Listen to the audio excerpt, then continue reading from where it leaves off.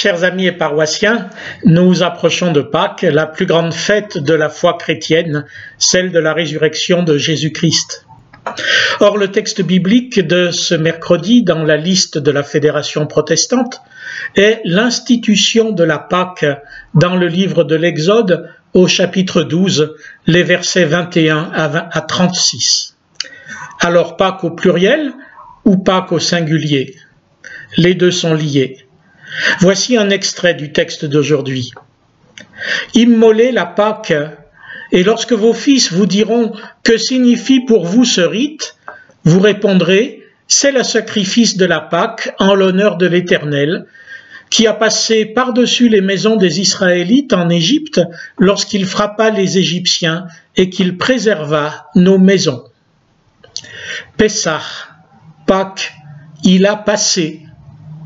Je ne vous parlerai pas spécifiquement des prescriptions concernant le sang sur les portes, le pain non levé dans la précipitation du départ, etc. Tout ce qui créa le rite juif. Relisez le texte si vous voulez. Mais il y a dans le Nouveau Testament ce passage de saint Paul aux Corinthiens « Purifiez-vous du vieux levain, afin que vous soyez une pâte nouvelle, puisque vous êtes sans levain.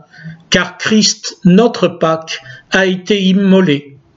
Célébrons donc la fête, non avec du vieux levain, ni avec un levain de perfidie et de méchanceté, mais avec des pains sans levain de la sincérité et de la vérité.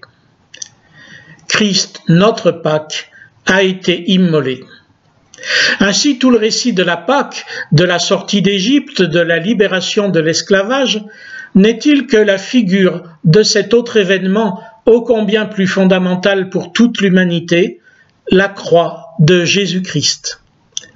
C'est Jésus, la Pâque véritable, l'agneau immolé qui nous libère du péché et de la mort, qui nous fait traverser, triomphant, toutes les morts qui encombrent nos existences, jusque et y compris la dernière, la mort de notre existence ici-bas. Lorsque nous vivons en Christ, unis à lui dans sa mort pour nous, alors cette vie est victorieuse de la mort. Et nous sommes alors comme les Israélites libérés de l'esclavage de l'Égypte, protégés par le sang de l'agneau, nous ne sommes plus voués à la mort, nous sommes libres. Ceci n'est pas de la mythologie. Tout comme le peuple d'Israël a quitté son esclavage pour une terre promise, mais de l'autre côté du désert, nous aussi pouvons être rendus libres si nous nous réclamons du Christ devant Dieu, faisant mémoire de lui, comme on dit, puis sortant vers la vie éternelle que nous espérons au travers du désert. Fou serait celui qui penserait passer directement dans les riches pâturages en évitant la sombre vallée de la mort. Mais fou et suicidaire aussi serait celui qui penserait que c'est le désert qui est sa terre promise et qui y perdrait espoir et courage, attendant la mort pour être délivré. Car ce n'est pas notre mort qui nous délivre, c'est celle du Christ.